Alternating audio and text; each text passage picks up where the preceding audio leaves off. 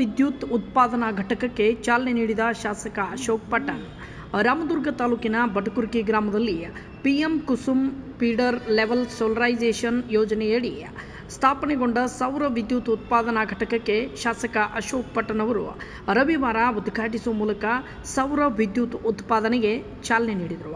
ಈ ಸಂದರ್ಭದಲ್ಲಿ ಹೆಸ್ಕಾಂ ಅಧಿಕಾರಿ ಮಾತನಾಡಿ, ಕೇಂದ್ರ ಹಾಗೂ ರಾಜ್ಯ ಸರ್ಕಾರದ ಸಹಭಾಗಿತ್ವದಲ್ಲಿ PM Kusum feeder level solarisation ಯೋಜನೆಯಡಿ ಈ ಸೌರ ವಿದ್ಯುತ್ ಘಟಕವನ್ನು ಸ್ಥಾಪಿಸಲಾಗಿದೆ.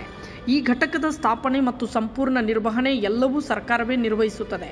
ಈ ಸೌರ ವಿದ್ಯುತ್ ಘಟಕದಲ್ಲಿ ಸುಮಾರು 2.5 ಮೆಗಾವ್ಯಾಟ್ನಷ್ಟು ವಿದ್ಯುತ್ ಉತ್ಪಾದನೆಯಾಗುತ್ತದೆ.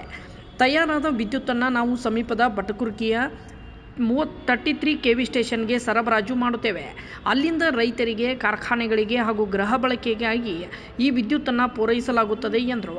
ಇನ್ನು ಇವತ್ತು ಈ ಭಾಗದಲ್ಲಿ ಅತ್ಯಂತ ಅವಶ್ಯಕತೆ ಇದ್ದಂತಹ ಈ ಸೌರ ವಿದ್ಯುತ್ ಘಟಕಕ್ಕೆ ಶಾಸಕ ಅಶೋಕ್ ಪಟ್ಟಣ್ ಹಾಗೂ ಸಂಸದರಾದ ಗೋವಿಂದ ಕಾರಜೋಳ ಅವರು ಚಾಲನೆ ನೀಡಿದ್ದಾರೆ. ಅವರನ್ನು ಸೇರಿ ಎಲ್ಲರಿಗೂ ಅಭಿನಂದನೆ ಸಲ್ಲಿಸುತ್ತೇನೆ ಎಂದರು.